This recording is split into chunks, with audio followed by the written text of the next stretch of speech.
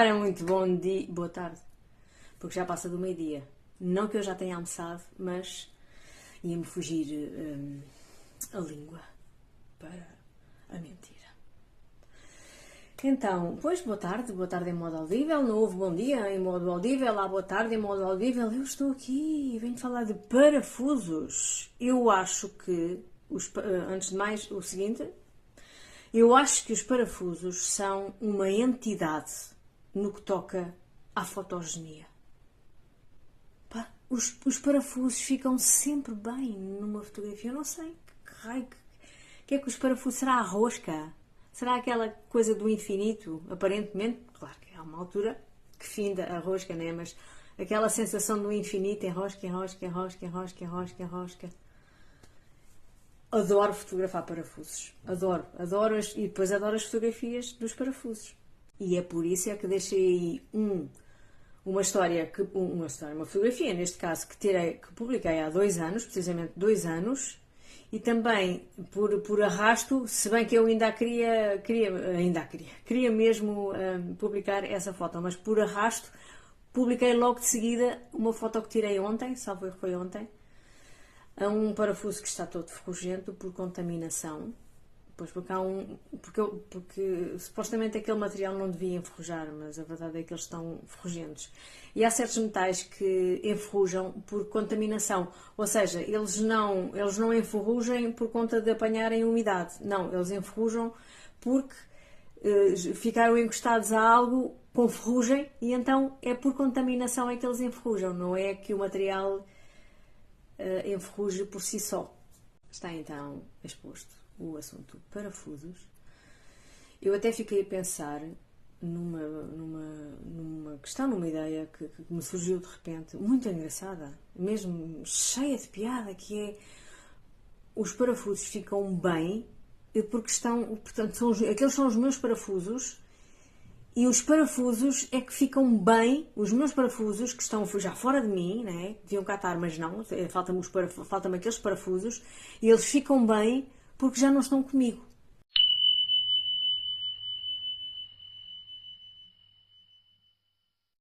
E sim, eu já fiz o bolo. Já fiz o bolo de claras. Não vou fazer a massa folhada. Eu não vou fazer a massa folhada. Não vou, também é um bocadinho de falta de tempo. Também é verdade que não... Pronto, eu tenho que escolher o que hei de fazer, porque o dia só tem 24 horas. Eu também tenho que dormir por entre essas 24 horas e fazer outras coisas também. Eu não vou fazer, depois como não tenho assim muito tempo, depois deixo outras coisas para fazer, depois a derrota da massa folhada, de 2 em 2 horas tenho que ir lá esticar. Eu gosto, ao mesmo tempo que eu gosto do processo, acho diferente, quero fazer, gosto de perceber que afinal saiu bem, essas coisas assim que sempre empolgam um bocadinho, mas a verdade é que eu tenho que usar o tempo hoje para outras coisas, portanto o tempo hoje tenho que me dar para fazer outro género de coisas, então eu optei por não fazer a massa folhada. Mas fiz o bolo, como já anunciei, o bolo de claras, muito importante, portanto por isso é que estou a falar baixinho, já fiz o bolo de claras. E o que é que eu acrescentei como sabores? Eu não fui capaz de fazer um bolo simplesinho, eu não fui capaz. Eu não sei, mas mas isto não tem graça nenhuma, depois sabe que há açúcar. Vai saber só açúcar, tenho que pôr aí qualquer cena. Até porque a receita original, que é da Rita Nascimento, este bolo de claras, a receita é dela, leva baunilha. Eu é que não estou contente com a baunilha que eu tenho ali. É tipo pesado. É baunilha, porque aquilo até nem é baunilha, é uma pasta de baunilha, que aquilo tem ali toda uma série de coisas para durar, né? Não é propriamente uma vagem de baunilha. Não, é um potezinho com líquido amarelado com sementinhas lá dentro, e ainda bem que tem as sementinhas, porque senão também não era baunilha. E cada vez que eu uso essa baunilha, resulta-me numa massa pesada, parece que me pesa no estômago. E depois já não me apetece usá-la. E o que é que eu pus? Eu pus canela. Não resisti a canela, eu ponho quase sempre canela nos bolos. E pus raspas de limão e um pó de maçã. No outro dia fui às compras, comprei um pó de maçã. Na Carola, olhei para aquilo e pensei, que giro, está para fazer sumos. É? Lá só diz que as sugestões que o pacote diz é somente sumos. Não diz para pôr em crepes, não diz para pôr em bolos, não diz para pôr em coberturas, não diz para pôr em mousses, não. Mas eu, deixa lá ver se isto sabe a maçã, então eu cheirei e cheirou uma tipo chocolate. E o pacote diz que aquilo tem somente pó de maçã. Só pó de maçã. Se calhar daqui a bocado faço um suminho daquilo. Uma colher de chá, num copo de água. Daqui a bocado, se calhar. Eu não sou de beber às refeições, portanto, durante as refeições. Sou de beber por entre. Então, se calhar, quando me der. A ver se eu não me esqueço. Quando me der a sede, mais daqui a bocado depois de almoçar, vou beber um suminho de maçã. Feito com aquele pó de maçã. E o bolo ainda não provei. Está todo. Rebentou, ou seja, cresceu, não é? Então tem assim. Eu fiz numa forma com buraco, então tem assim um recorte, vá. Feito pelo calor do forno, assim toda à volta. Está bonito, a ver se não me esqueço de fotografar, que é uma coisa que eu faço muito, ou então não faço, depende da perspectiva, é fotografar os bolos.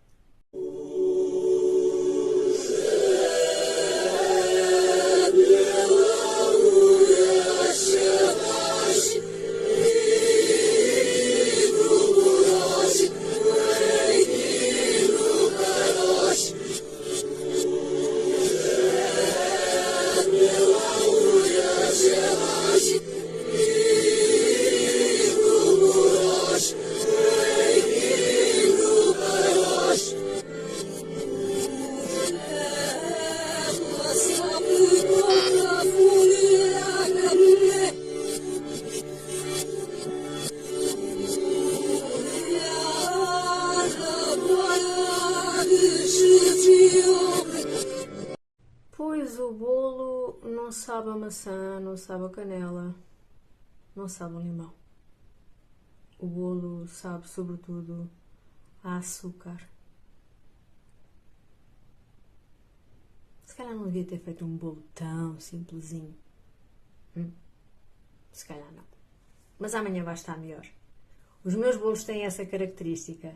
Possivelmente é assim com os bolos de toda a gente. Mas, ao longo dos anos, eu tenho notado que os bolos no dia seguinte estão melhores. Aí atrás está uma canção da Tonisha. Ouve-se uma canção da Tonisha. E eu sempre achei que esta canção é a vida dos meus pais. É a vida da Tonisha, que veio lá dos Alentejos tentar a sua vida por aqui, julgo eu, junto à capital, pelo menos. E os meus pais fizeram precisamente a mesma coisa. E eu faz-me sempre lembrar precisamente a vida dos meus pais, porque também vieram lá dos Alentejos para aqui, para junto, à capital. Foi essa a vida deles também. E outra coisa se passa com esta canção é que a minha mãe cantava há muito. Eu passei a minha infância a ouvir a minha mãe cantar canções, pedaços de canções, várias canções, e esta era uma delas, que realmente tinha muito a ver com ela, com a vida dela.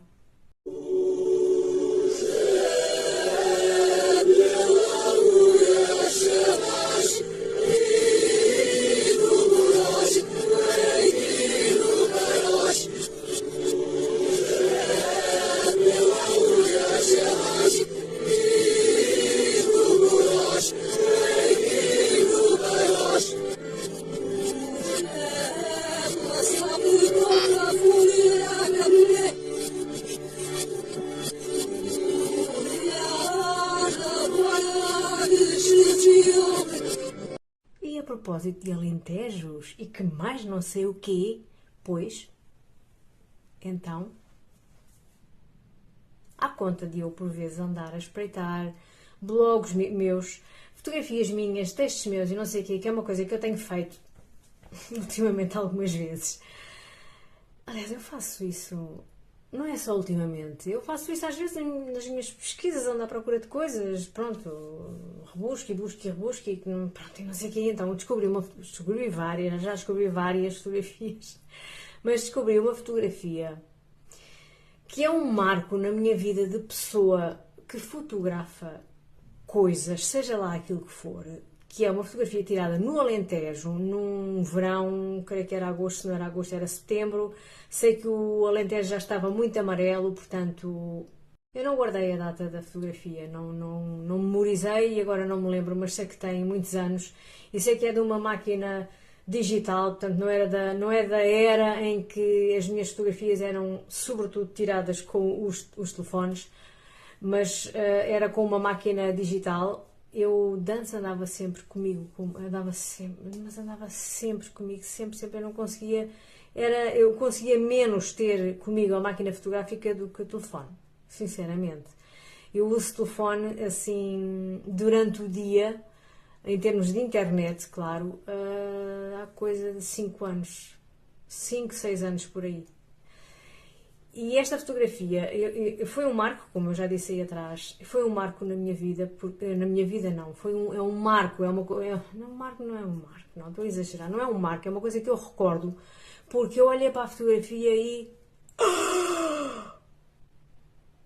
tão lindo, que paisagem fantástica, a amarelinha, tão alentejana, tão a luz aqui a incidir aqui e ali, tão isto, tão aquilo, tão espetacular, tão que casualidade fantástica, portanto, porque aquilo é as minhas fotografias são casuais, portanto eu não procuro, eu quando quero tirar, quando tiro uma fotografia, é porque quero tirar, claro, mas eu quando tiro uma fotografia é só porque, ai, tão bonito, ou então, tão lindo, isto tem que ficar comigo para sempre. Pronto, as minhas fotografias são assim, não interessa o quê, não, parafusos, não interessa o quê, realmente, não interessa. E não é uma coisa que eu procuro ângulos, sim, ou é um determinado ângulo, aliás, ou uma determinada perspectiva que me encanta, e então eu quero tirar uma fotografia e às vezes procuro ângulos, sim. E portanto o que eu quero dizer, e o que eu quero mesmo que fique claro, é que eu não procuro precisamente luzes. Eu não procuro aquela questão de escolher nas câmaras dos telefones ou das máquinas mais luz, mais abertura, mais não sei o quê. Não, é como está, é como fica. Atualmente a tecnologia está tão avançada que pá, tira-se fotografias espetaculares, lá está, só que esta como tem muitos anos e é feita foi feita com uma máquina que já na altura já era bem boa, claro que havia melhor, né? Mas pronto, mas já era uma coisa assim boazita e eu fiquei encantada com a fotografia e para mim eu até então eu não tinha tirado uma fotografia tão linda que calhasse tão bem com as coisas todas no sítio como aquela. E mesmo correndo o risco, se é que se pode dizer risco a isto, de não parecer assim tão linda quanto isso, porque eu estou a falar de um dispositivo com alguns anos, portanto a coisa evoluiu tanto que atualmente eu sim considero que não está assim tão linda quanto eu achei na altura, não está, porque as coisas atualmente são muito mais nítidas e mais presentes e mais assim, que sim, pois até me perdi, claro, então mal seria, né? Mesmo quando o assunto me entusiasma, quando o entusiasmo me assunta, era o que eu ia dizer, mesmo, estou a falar baixinho que é importante, yeah. Mesmo quando o assunto me entusiasma, às vezes eu perco-me, portanto, agora voltei a eu voltei a perder-me, né? Mas pronto, mesmo quando o assunto me entusiasma, eu perco-me, lá está. E eu vou deixar a fotografia aqui, na verdade é só isso. Eu vou deixar a fotografia aqui mesmo correndo esse risco. Eu também não gosto muito disto de coisa de aspas, porque as coisas ou são ou não são, mas pronto, é uma espécie de risco. É um risco canininho, é uma coisinha que mal se nota. É um risco assim daqueles mesmo. Indelével. Não, não é indelével, é o contrário de indelével, porque indelével é mesmo. Fazer marca. Não é? Agora estou baralhada por acaso, mas acho que sim. Indelével é uma coisa que deixa marca. Ou é uma coisa que não deixa marca? Opa, eu devia ter um dicionário dentro da cabeça, mas não tenho. Não, eu não sou essa pessoa. Pronto, eu vou deixar aqui a foto a seguir. Mesmo correndo esse risco.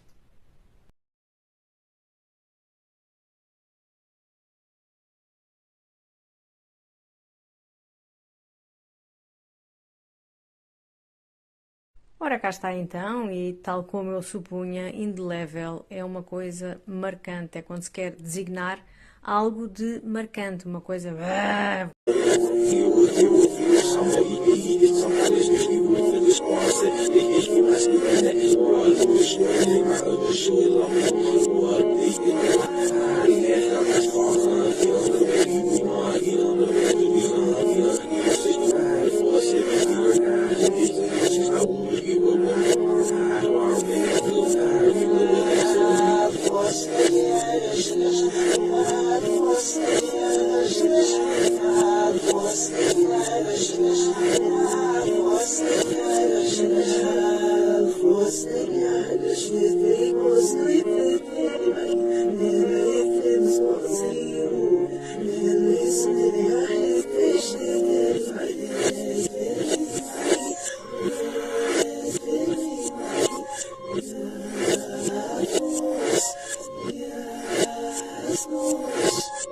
Hoje tive um sonho que ficou aqui, né? Às vezes há uns sonhos que ficam aqui e ficou aqui durante algumas horas.